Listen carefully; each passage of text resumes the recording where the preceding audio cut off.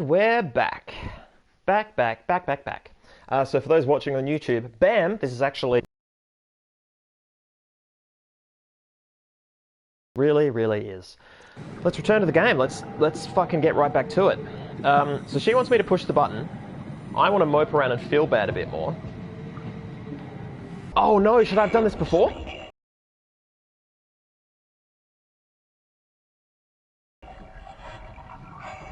Of course you do. I wanted to let you know that I know. You didn't blindly beg me out of the herd. The slow waves of Delta crashing against the shore have an undertow that pulls you into a slumber. It's a beautiful thing. And I won't be selfish. I will help. Tuck them in, watch them sleep. They too will find peace within the universe of the WoW. Whoa. So, what I take from that is the implication that Ackers sees the WoW, sees the Warden unit sort of, magical black blood as a sort of dream state to be entered into. That he's sort of tucking them in and, like, what he's seen, he's sharing what he's seen, right? He's saying he won't be selfish. So when he kills people, or when he infects them, or whatever it is that he's been doing, he is putting them in what he thinks is a peaceful sleep, which possibly well means that... but yeah, so what he's doing is violent, right? What he's doing is a violent, horrible act. And what we have seen with the consciousnesses that are sort of floating around in these robot forms, I find it hard to believe that the violent acts that have been committed by Ackers have led to the consciousnesses of those people inside the meat bodies that he murdered, then going into robot bodies. I just don't see how that could have happened. But we don't have enough data, right? What we're lacking is data. Okay. Gonna... Oh, okay. So that's that. Sweet. Let's tug the, thingo. Alright. Thanks, yeah. She's so fucking cold, man. Just acting like everything's chill. Not gonna lie, this is not how I saw this part of the game going, you know? I expected different things. It's good to have expectations subverted. Delta does look really cool. Now that I'm seeing it from above, I'm beginning to appreciate how good it would be as a multiplayer map in an FPS. I mean, possibly not super good, but the fog of war would make it pretty cool. Oh, that's the train connection, maybe? Is that what I would have gone through had I gone through HQ? Whatever. It's fading fast. And I'm not going to jump. Well, I mean, I could, but... Oh, saving.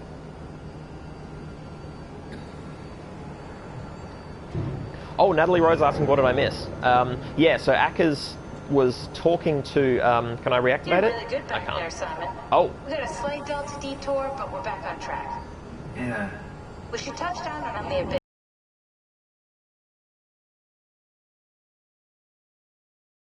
4,000 meters. That's a long way.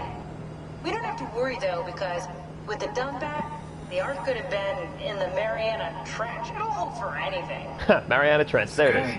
And then we can start listening to other people when they talk, because that's how conversations work. What? Oh, sorry. I just can't stop thinking about what we've become. Oh, wow. It's clear that we're no longer human. But then how can I feel like Simon? How can I feel like anything at all?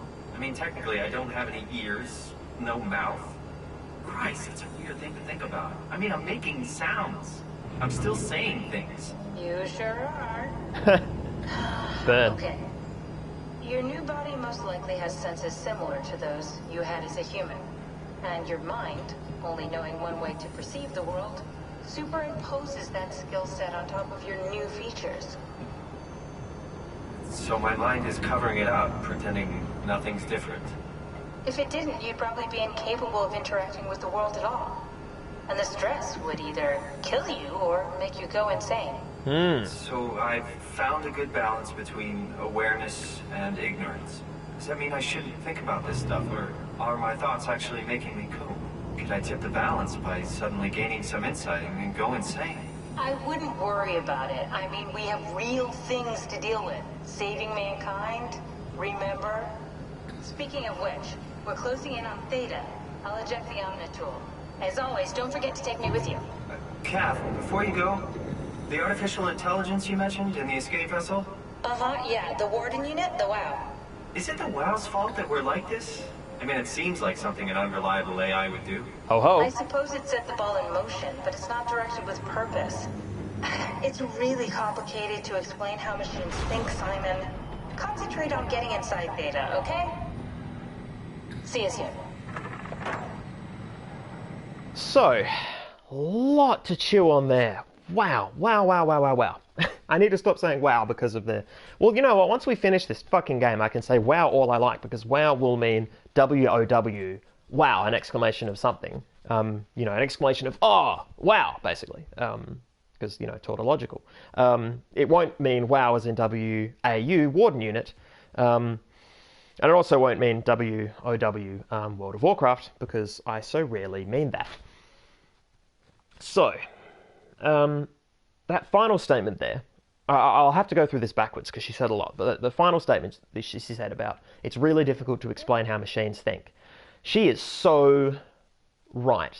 The writers of this are hella on the money with that, at least in the sense of looking at what is likely to occur in the real world. Now, in a science fiction text, you can say that you know how machines think because you invent the machines and you can describe how they think, right? You can sort of lay out those rules. How likely that is to be true, well, that's always going to be, you know, up for debate. But within a sci-fi context, you have the right to set those rules. As long as the world is internally consistent, you can end up with a good story, and it can still be quite good. You know, science fiction is to some degree about pitching something beyond what we already have. But what I've heard about potential intelligences, about potential consciousness beyond that of humanity, is that, well, the phase space of potential intelligences is vast, is massively vast. I've definitely mentioned this on the stream before, but I'm going to say it again. And humans only take up a small corner of that, of this vast phase space. So if we create a machine intelligence, the likelihood that it will be exactly the same as ours is very low, right? Particularly because we don't even understand how ours work. And in this world, maybe they understand how people work, so I guess in a world where they've mapped the human brain, certainly so much so that, you know, 2 bloody PhD students in Canada can map a dying man's brain and try and work out how to fix it. Yeah, maybe creating machine intelligence was flowed on through an understanding of the... Yeah, that's an interesting thought. But anyway,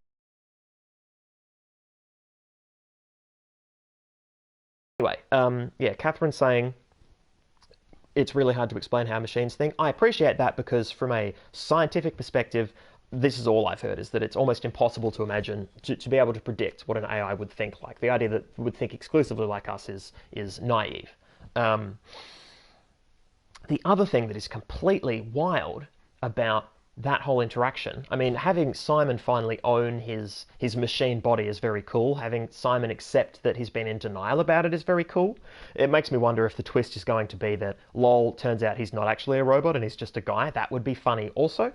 I don't think we're going to get a twist, though. I don't think this is going to be a twist narrative now. I'm starting to think what it is just a layered text on the transportability or the copying, the computability of consciousness.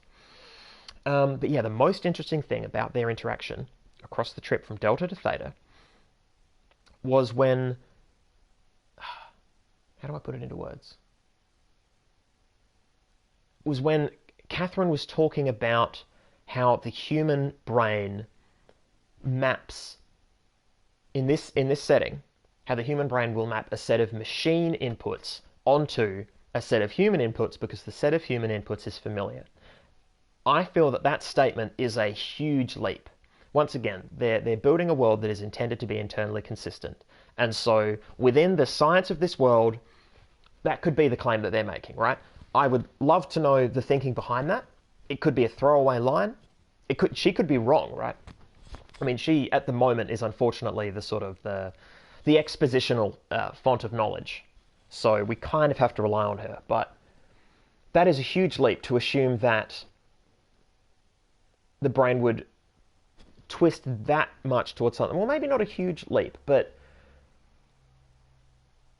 the idea that the brain would try and make things familiar and try and lean on things it already knows, yeah, I can see that, because even most of our vision, outside of the very tight amount that we see in the middle, so much on the sides, even before you get to what we think of as peripheral vision, is just scraps, and we actually just put together what it probably is based on what we already know or on what we've seen before. So a lot of it is actually prediction. We feel like we've got a big field of view. That's not actually true.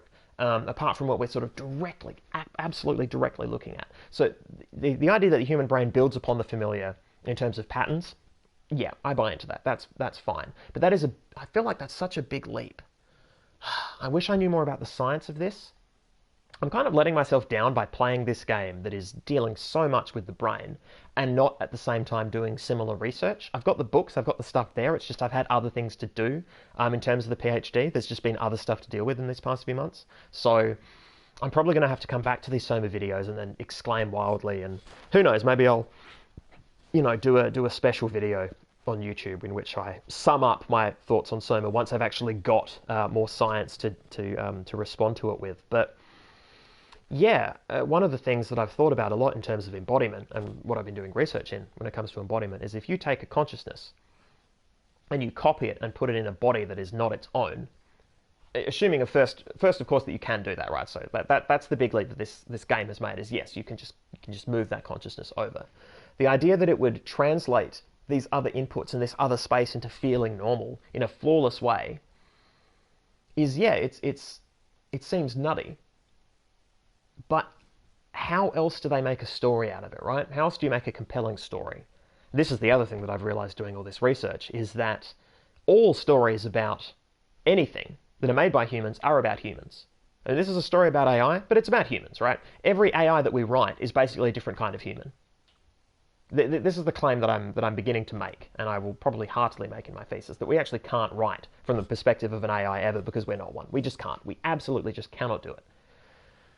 So yeah, it's the delusion of a lot of I say delusion, sorry. It's the thinking of a lot of people who think that we can upload consciousness, we can copy consciousness and put it in a digital form, that we will be able to replicate what it feels like to be human within that space. But if we follow the embodiment train of thought, it will feel very different to be in that space. It will feel very different to take a consciousness and have it in a different body, because it will have just a completely different set of inputs. To claim that the brain will map existing things onto that over the top of that assumes that the seat of consciousness is just so separate from the physical body within which it resides. That is just a huge disconnect conceptually. It's Cartesian dualism, basically. It's sort of hedging its way into that, the idea that consciousness is this magical, ethereal thing that is separate from the body, when it is actually just the body. The consciousness is the body. It's part of the body. It's a really unique property, but it's a cheap trick, to quote Rodney Brooks. So yeah, kind of, meaty content this session. We seem to sort of go on a 2 off, 1 on sort of pattern, where every third session I've got heaps to say on theory. Third or fourth. I guess we've had a couple of dry spells, but yeah, I mean, even in the 5-minute break, I was sitting there thinking that this whole, the remainder of the plot is just going to be moral choices and Simon sort of, white-knuckling as he crams his fist into his mouth and murders another innocent person so he can just go from place to place like a clustering bumblefuck. But then they drop this, and I'm so happy, because they're still dealing with the content. This might be one of my favorite games, actually. Just completely independent of the research that I'm doing, my PhD, just with what this is dealing with. This just might be one of my favorite games. That's right, I didn't get gin. I decided to just stick with raspberry because I feel comfy enough. Okay. So, quick look at chat. Not a lot extra. Don't think about it, Simon. Yep, place of old. Yep, that's yeah. Don't think about it, Simon. It's fine. Everything's fine. Place of old. Maybe not a twist, but perhaps consequences of moral choices. Yeah, I think I'm leaning much more towards that. Particularly with people like Ackers and whatnot. I feel like the point of this game is not lol, you were a robot, or lol, you weren't a robot. The point of this game is, what if this was true? And that makes it much better sci-fi. It frankly takes it out of horror and into sci-fi. It's only a horror experience because, well, they're putting me in uncomfortable situations. But the most uncomfortable things aren't the horror, it's the fact that I had to kill a guy. That made me feel way worse than the bad gameplay segment with the disco ball head and the fucking sunken ship. Like, that just made me mad. Whereas this made me feel like ill. I had to shoot a dude. He had no idea I was doing it. Yeah, that's the point of this game, is... Oh, and the point of this game are characters like Catherine, who just doesn't give a fuck. She gives zero shits about other... She doesn't care about Simon then, clearly. Like, how could she? She was okay with Simon killing another copied consciousness, right? She just doesn't care. And that offhand comment about how WoW is doing this just to maintain things?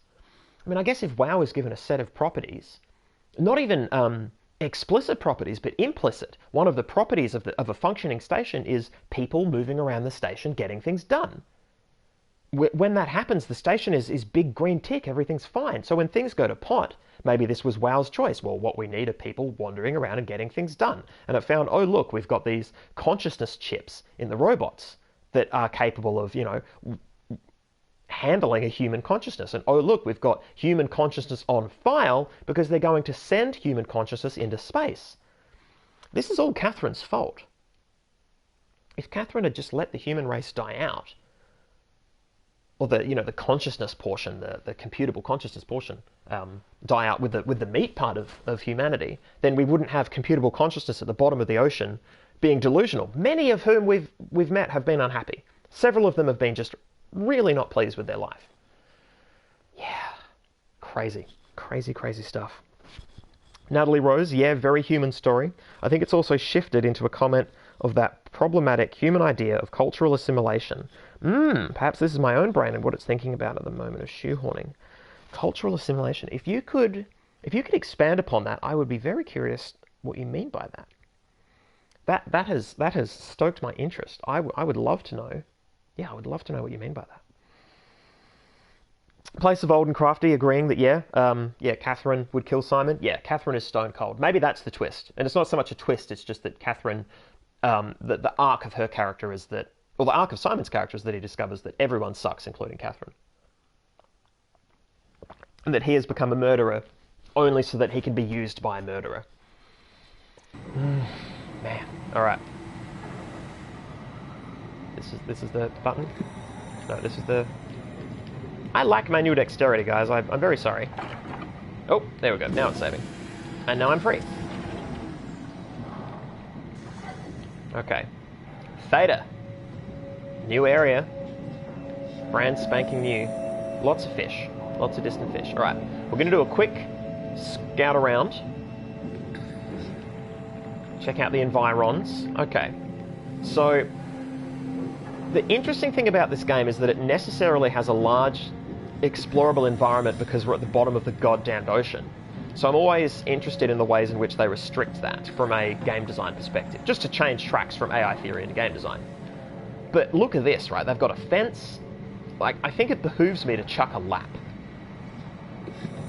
I think it's worth it.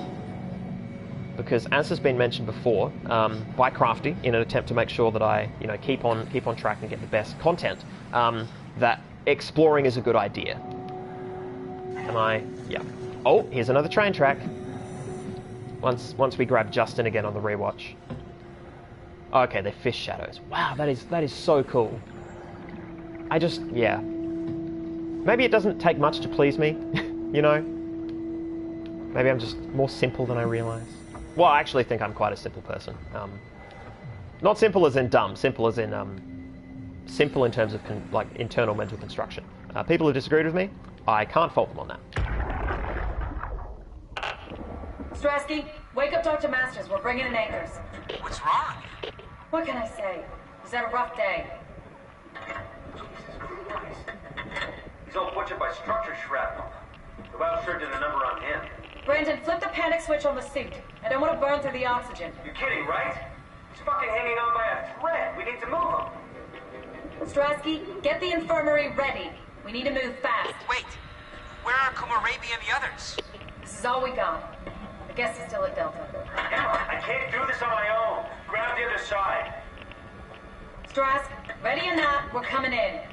All right. See you soon. So I just had one of those unfortunate side effects one gets when relying on audio logs that mention names in passing, but are just voices without faces. I thought that was Catherine, right? I genuinely thought that was the voice of Catherine. And then they referred to her as Emma, I think. And then I began to pick up, I guess, traces of an almost sort of Boston accent. And I think it's meant to be a different person. Possibly the same voice actor, but a different person. And that's... Stop shining your bloody lights on me. That's frustrating because I thought we had finally meet Catherine. And I don't think we have. But Ackers didn't make it here. Or at least, maybe he was playing possum, you know? Structure fragments did a number on him, so I guess the Warden unit is capable of firing fragments, and that's what the little perforations were. That would explain the photos that we saw where people looked like they'd been hit by long-range fire, in the sense that, yeah, like blood was sort of blooming out of them. God, yeah, very strange. I don't know why a Warden unit designed to help and maintain a station would fire structure fragments. That's very weird, but I also don't know why it would have kindness. Just out of touch.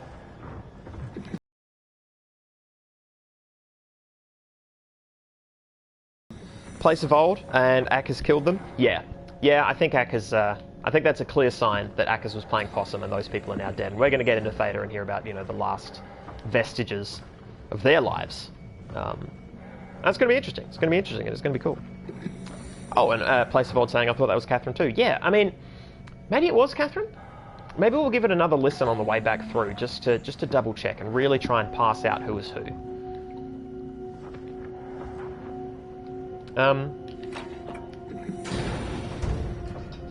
What is that? Is that rock? Is that... That is so strange. It's so hard to tell what that is. Because it doesn't have the right colour to be WoW related, right? Like, that doesn't look like Warden unit stuff.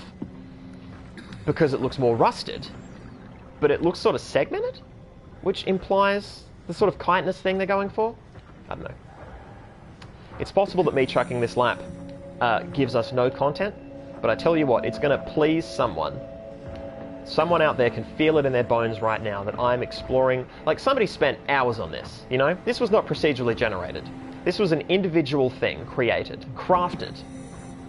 And it's possible that people only go here if they're as mad as me. Ugh.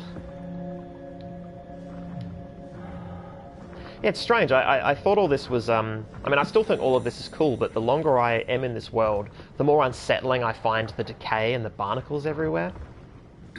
It's just finally starting to get to me, you know? That's very blue. Is that just coral? It's just coral. It's incredibly luminescent coral. And inexplicably well-lit panel. But, you know, Tevs. I don't know why I'm tooling around in metal bits where I could get stuck. Because, you know, Simon sure does love to get stuck. Bloody Simon. Oh, I have a reply from Natalie Rose. So, Natalie Rose, a simulation that the POV player / Simon, yep, has had to adjust to the new way of the land / water despite and or opposing their own inbuilt mortality / culture. I think it's tied in with evoking of disconnect and identity. I think I'm shoehorning, or at least bending this idea, so ignore your interest in this. No, I think you're onto something. I have also noticed, I just want everybody in chat to know that I've noticed that Crafty has pointed out that Shannon is not here, so on Shannon's behalf, Crafty has said that that door that was sort of busted a bit open looked like a vagina. Thank you. I just want to acknowledge it. Thank you for representing Shannon here in chat. And now I've read it out, so it's on YouTube. This is great. Yeah, Natalie Rose, I think you have a good point. Yeah, this idea of disconnection and of a sort of forced assimilation and having to resolve the feelings that you have, or the feelings that you had with the feelings that you have. Yeah. I don't think you're shoehorning. I think you're onto something, but what that lacks as a discussion point, unfortunately, is culture on. Well, there's not been enough culture represented on both sides. I mean, well, I guess there's a lot of culture going on here in the sense that if you want to look at things like industrial culture, if you want to look at the high level of at least potential diversity mix when it comes to, well, you've certainly got a mix of what appears to be male versus female. I don't mean to presume, but the voices are hewing towards what would stereotypically be called masculine and feminine. Again, can't know for sure, but I'm going to go out on a limb and say that this game isn't trying to kick any goals for the trans community. So I'm going to hedge my bets and say that they're going male female, just because I just don't buy that they're going for something different. But they've got a lot of different last names, which is good in terms of having a good mix. They're not all Smith and Jones. Unfortunately, they're not doing a lot of accents necessarily, or a lot of different regional dialect notes. They all just sound like different versions of American. So sort of lost some points there, I guess. But yeah, you've got industrial culture, you've got engineer culture, scientific culture, in some fashion, right? It's implied, but there's very little pushiness. So, in fact, this place feels very, very lonely. Yeah, I mean, maybe robot culture in the sense that Simon is now forced to accept that his people. Well, I guess this is the thing. I guess, yeah. Here is where it maps onto the cultural assimilation idea, that he is now forced to self-identify as a robot, and every other robot he's met has been Catherine, who is erudite but callous, or completely delusional, or Kate, which is the cool floating robo-dog. Yeah. No, okay. There's room there. There's room there. I guess this is the thing. When I try and assess texts based on theories like this, I end up trying to see how much I could wrangle out of it in terms of a discussion. This feels like, part of an essay, right? It feels like something that could be brought up. If you were writing a piece just on SOMA, 3,000, 4,000 words, this could be a third of that, given enough sort of back and forth. Given more content, given dragging out every little bit, everything I've just said, absolutely flesh that out and reference appropriately. But yeah, but I think you have something there. There is definitely something there. Yeah. That was a long way for me to say that, but I've said it now. It's fine. Natalie Rose. So it's a good example of spec being able to comment on contemporary issues. Yep, speculative fiction does have that beautiful power. If you listen to people like Darko Suvin, who is a theorist who I quite enjoy, who wrote Metamorphoses of Science Fiction, which is a great book if you want to read about a really good theory of what science fiction is on a sort of base level, and B, if you want to read somebody hanging shade on fantasy, it's a riotous laugh. But yeah, his whole point was that it's not bloody science fiction unless it says something real politically or socially. And yeah, this is from that perspective, yes, this absolutely fulfills that on that additional sort of cultural axis, which is very cool, which is a very good point. Natalie Rose, like Simon wanted out of a death trap and had to compromise in a new place. Shoehorn, bam. I agree, Ryan, it's part of it, not a main thing. Yeah. Yeah, the idea of Simon wanting out of death, because he doesn't want to die. He's not going to lay down and die. And he wants to be part of the Ark project. He wants to be shot into space. But he's just constantly being forced through these situations where to continue to survive he must kill, but not kill in a way that is explainable by Catherine in a sort of shrug kind of fashion. But if you twisted it, if it was just all people, and Simon just had to kill another person, not a robot person, but a person, like a human person that he is used to. And he had another person with him, Catherine, and she was like, well, we had to kill him, but otherwise we would have been stuck here forever. A story could also do that. It would have the similar feeling of unease. It's just this has that extra aspect. Yeah. Very tasty. Very tender. Crafty Devious, reference, Rose, Natalie, 2017. Yep. Oh, yeah. Another reason I like reading this stuff out on YouTube is because, quite honestly, if you guys present a cool point, I'm not going to say it was my point all along. If I bring it up in my thesis, I'm going to say, as discussed, in chat with these people, and I'll reference usernames. I won't bring in real names unless you guys really, really want me to. But yeah, I'm more than happy to, credit where credit's due. Absolutely. I mean, I've been reading a lot lately about academic integrity, and not because I'm at risk, not because I'm a... Ooh, check it out, guys. It is the Evershell.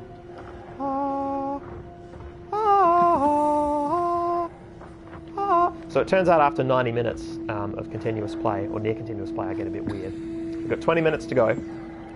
I suspect 20 minutes are going to be spent discovering what's at the start of Theta and nothing else, because I'm just so determined to lap this environment to make sure that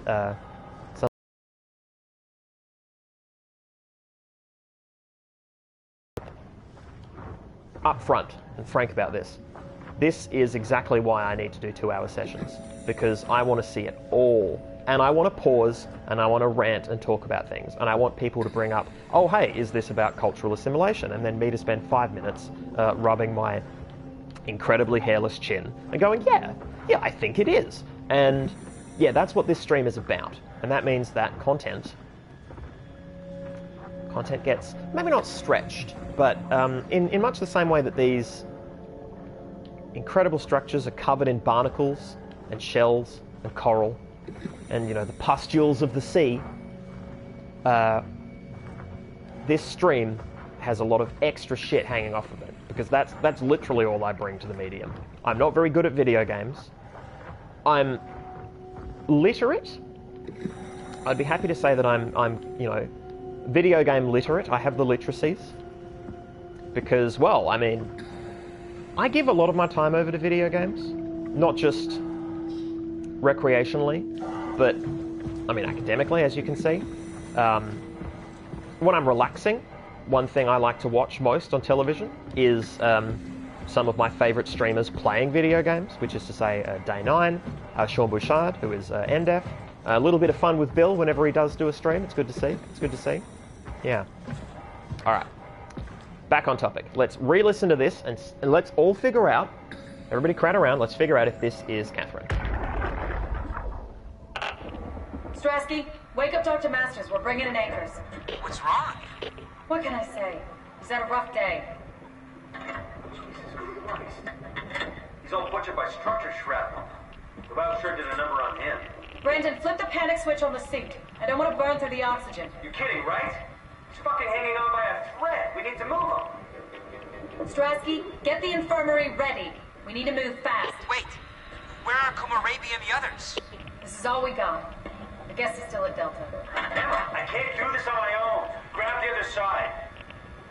Strask, ready or not, we're coming in. All right, see you soon. Yeah, so confirmed, I think it's Emma from Boston. Boston. I can't do a Boston accent. It was Emma Strasky, who we've heard many times, and Brandon, and the guy that I murdered, Floaty Bro, he thought I was Brandon. So that's interesting. Well, not interesting, but they're just sort of, they're closing all their little loops, they're putting all their ducks in a row.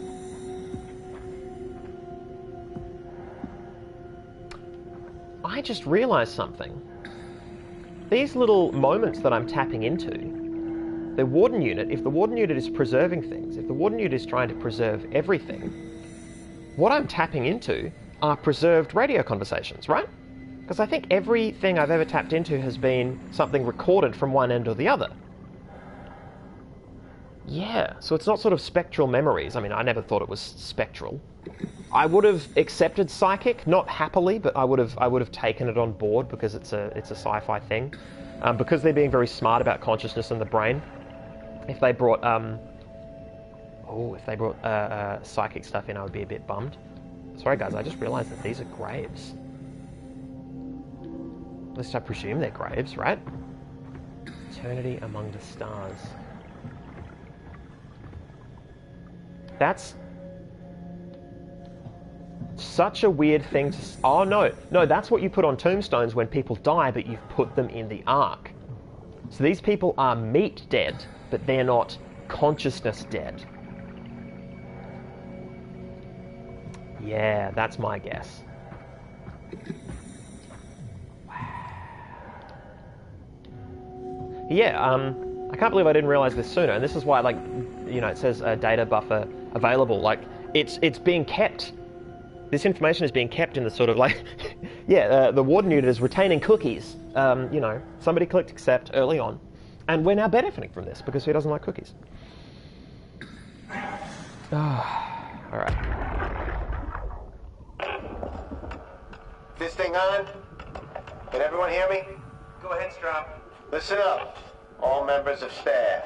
The ARC project has caused a lot of arguments the last few months. I'm not going to pretend I understand what the hell Sarang talked about and how his continuity suddenly made sense to kill yourself. What? For the fucking love of God, or whatever you think is important, don't kill yourself. This place is miserable enough. Don't force your friends to clean up your blood. Rest in peace, all of you. Good? Beautiful, sir. All right, everyone. Show's over. Get back to work. Wow. I need to stop saying wow. Christ on a bicycle. That's amazing. Here's my guess. Here's my guess as what that means. So Sarang, presumably one of the other scientists, or maybe Sarang is Catherine's last name. It's possible Catherine's last name has been mentioned at some point. I don't remember at all. But continuity, capital C continuity. I think what they mean with continuity is, let's just say you get your consciousness uploaded into the computer, and that consciousness is going to then exist on the Ark. If what you want to do is maintain continuity of that consciousness, if you want to believe in the idea of a transfer, then your meat body has to die. It's like that whole thing of, would you ever step into a transporter that transported you to another location by breaking you down at one point and rebuilding you at the other? It's effectively copying you, because all it needs to do is not break you down at the home end, and it's made two of you, right? It's a replicator. It's the same on a computer. If you cut, what you're doing is copying to one place and then deleting the original. These people decided that if they're being copied onto the Ark, that their meat body is the original and it had to die. And this being placed in front of 4 graves that say eternity among the stars, yeah, I think a cult of continuity started up. So either Sarang was part of the project, or Sarang was, you know, adjacent to the project and decided, oh hey, let's talk people into this. Oh, this looks gross. Oh, I bet this is somebody we get to talk to. Well, I need to sip some raspberry because my throat hurts. Oh, and say hello to Empyrean. Hello, Empyrean Sky. Welcome, welcome, welcome. I'm sorry to see that chat wasn't working for you. That's unfortunate. You've obviously missed lots of things, like Willy Wonka. I missed Willy Wonka. If there was a Willy Wonka here, I missed out on it. That's everything, right? Thank you, Catherine. Wait. Am I already here?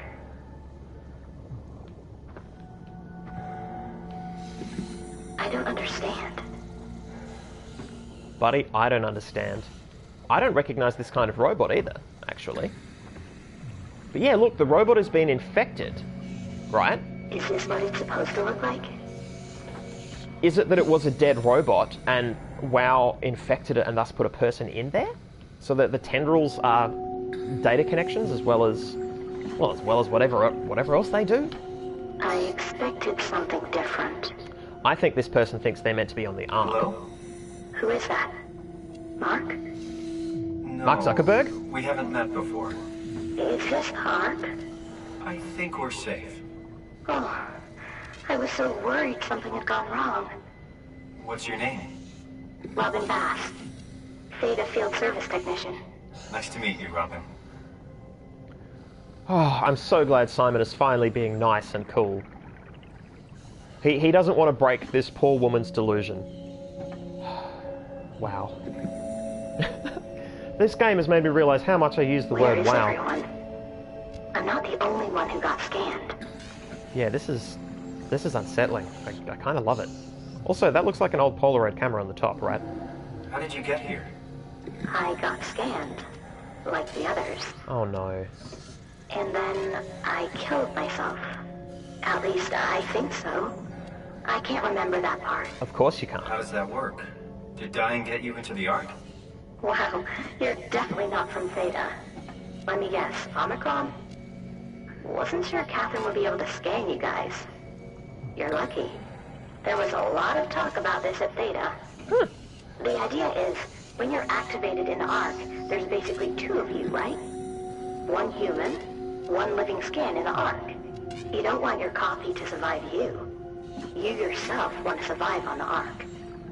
If the human you dies before the scan is initiated, or closely after, you yourself would live on in the Ark.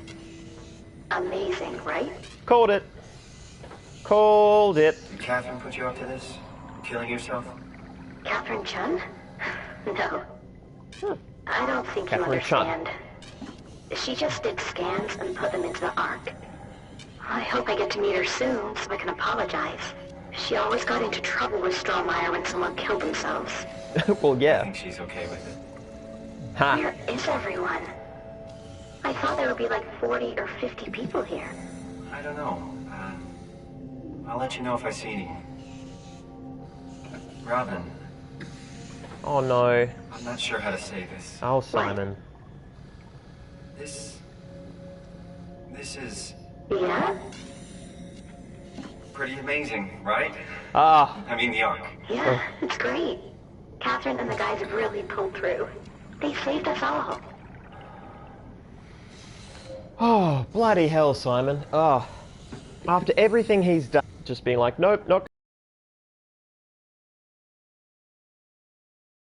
gonna do it. I mean, okay. Hello? To be fair to Simon's murdering, there were several accidental murders, several incidental murders, and then, you know, the last one was the active murder, and he felt really bad about that. So they're actually progressing him quite well. We like to joke about Simon the robo-murderer, but they've actually made a good character. I think they've actually written him pretty well, and I really like that he has now decided to just let this lady be delusional. Just let her go. Just let her have this. I like that. I actually like that quite a bit. See you later. Will do. Yeah, this is it. I'll be going now. Let me know if you find anyone else. Yeah, that's it. That is the end of that convo, and I really like that. Oh, wow. Yeah, that's good. Also, Bam called it. Super called it. Yeah.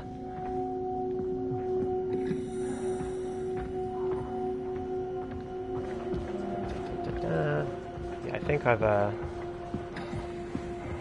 I've reached the end of exploration benefit.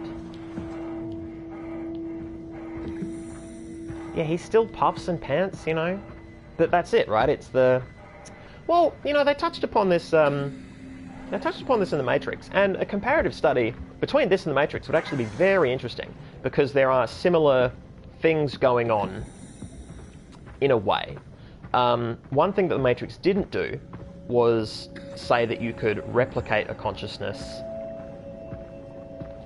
Yeah, one thing the Matrix didn't do was say that you could just replicate a consciousness willy-nilly, right? Agent Smith replicated himself in the sequel films, but to do that he had to overtake an existing consciousness. So in that world, consciousness was still a special thing. It was a special unit, you know, a little magical shell or kernel or seed, and you couldn't just replicate that. You could copy yourself onto it through incredibly difficult and different circumstances. But guys, I have a murderer. Oh no, shit.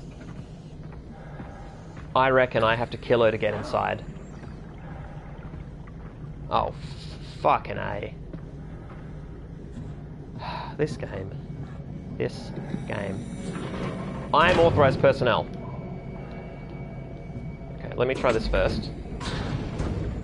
I can figure this out. Well, yes, you have to. You're the protagonist. Oh, okay. Nope, that's not given. Okay.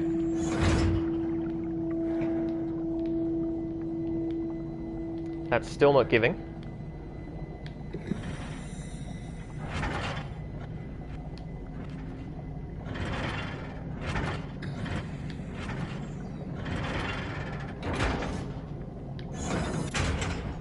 Hey! I don't have to murder. I don't have to murder her. Please?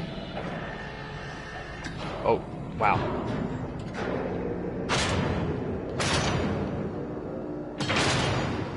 See, if this was Doom or something, some sort of, you know, three-legged...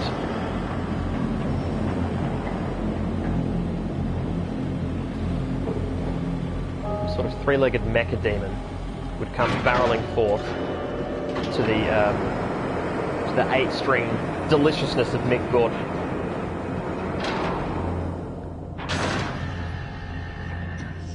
But instead, it's just open. And it's all wet. Like it's all still just undersea stuff. It's not separate. It's not separated. There's another camera. Yeah, I'm going to find out later that I've been watched this whole time by the Warden unit. Okay, I'm going to swipe this Omni tool. We're going to see what Catherine says, and then we're probably going to close it out. So I'm going to take a moment to sip the remainder of my raspberry.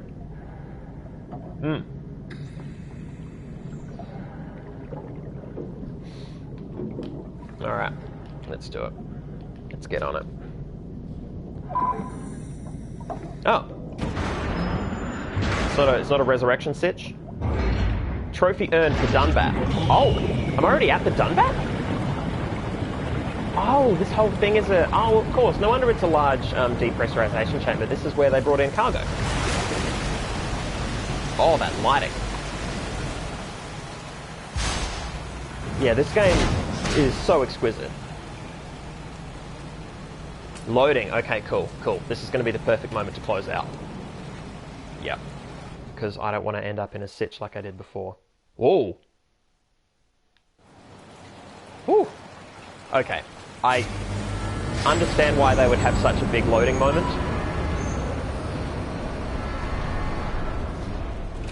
And that's because they had to dispel the previous world and then summon a completely new one. Because video game wizardry. Alright. Oh, that music. This game truly has just fired on all cylinders from moment one. Bit of lens flare, bit of Abrams. Nice. Oh, place of old. Visual artifact from the Omnitool, or did I imagine that? Do you mean visual artifact on the face of the Omnitool? Because I have been seeing that, where it says like version 1, etc, etc. It started going all glitchy. If you mean visual artifacts as in the sort of, you know, the spooky whole screen visual artifacts, I did not notice that, and that would be very interesting if that's true. Because that might explain why we were getting a visual artifact before with a stun gun, but yeah, the more I think about it, the more I think you might be right, place of old, that it was a stress reaction. Okay, well, we've had our cool musical sting, we've had our moment. Guys, we're done for the night. That was an incredible session. I really like that, and I'm so glad that we pushed through and did a 2-hour thing. It's also pretty funny that was almost certainly not meant to be 2 hours of gameplay. Finishing up those last few moments at at Delta and then coming here, like that's like maybe 5 minutes, right, for the average person just whipping through the game, just living the experience. But because I wanted to stop and talk, and because I wanted to deal with stuff, because I wanted to do what this stream is for, it took longer. So yeah, I think 2 hours is going to become the norm. There might be nights where I don't, and where I just push through and do the hour and a half, depending on how I feel. But I think pitching for 2 hours and then maybe crapping out early, yeah, is better. If I just set that expectation for myself, and with you guys as well. So, you know, for people who need to set aside the time, the time is then set aside. Yeah, alrighty. Well, thanks again, guys. It has always been amazing and incredible and very fun. Yep, there's that fatigue. There's that tiredness. Oh, my throat is killing me. Well, that was awesome. Got to close it out. Thank you, guys.